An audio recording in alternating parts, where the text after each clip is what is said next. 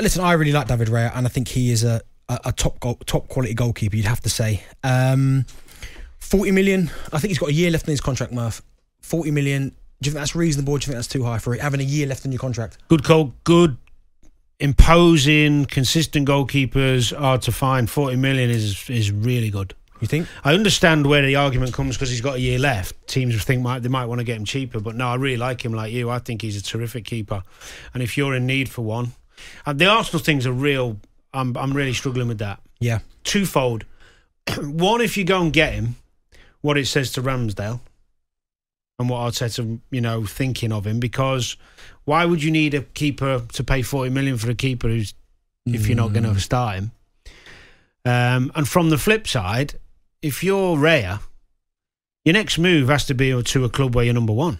Yeah. There's no way he's going to sit with Arteta. Well, maybe the game's changed, but I don't see a player like a goalkeeper especially saying to a manager if he's moving for 40 mil, I'll come and be number 2 and earn me place. He's saying, am I starting?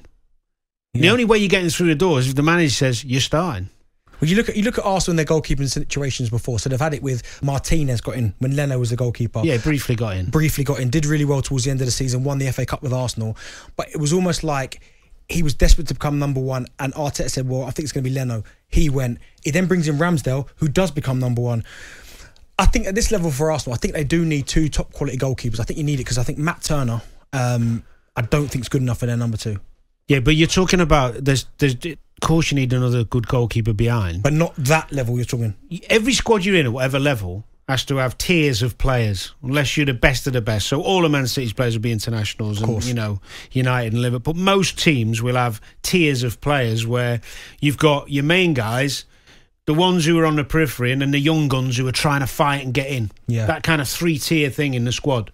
Your regulars, you're on the edge. Don't mind being in and out because they've come from a lower league or if they're making their way, and then the real young ones who are just desperate to be there. I don't know how you manage 2 keepers who both think they should be number 1. And the other thing, let's get it right here. If he got Raya and brought him in as 1, there's no way Ramsdale's going to want to sit around and be a 2. No. Because there's loads of clubs who would take him. Thing is as well, Ramsdale I don't think's done anything wrong. I think he performed really well last season and as a number 1. And I think what can David Raya give Arsenal that Ramsdale doesn't? Not much. I mean, he's a bit bigger, maybe, bit more presence. But he's certainly not better with his feet. Even when you look at last season, the clean sheet stats, and I'm not really one for clean sheet stats because David De Gea won it last season, and Correct. He was nowhere near the best goalkeeper in the league last year. But I think David Raya come in at Brentford at number 5, and he had 12 clean sheets. Ramsdale had 14. I've not got a problem with it, but I think all of a sudden now, Ramsdale, if he starts the season, which he will do because he's earned that right, 1 or 2 games, makes a mistake, all of a sudden, crowd get twitchy, he gets a little bit twitchy, then what does Arteta do? Do you know what? Years ago, I don't know if you remember this, I can't remember the exact story about Liverpool, but we ended up signing Kirkland and Westerveld on the same day, I think. And I think there was a mess up with the hierarchy and ended up going through with both deals, even though they were only trying to get 1. Yeah. And it was always problematic because they both came thinking they were going to be number 1. Westerveld ended up getting it. Kirky had some injuries and didn't quite kick on. But it didn't feel right. It didn't feel like one of them was happy with it. There was always a bit of, who's going to play, a bit of tension. I think it's a bit like if you play if you've got 2 strikers who are of equal quality and equal standing and one's on the bench, he's always going to be fuming. And you have to manage the squad. I mean, Arteta, he's a strict guy. He's shown that. He's got discipline at the club. He's got the board behind him. But you've got to be careful not to bring yourself problems you don't want. No. Why would you want that headache?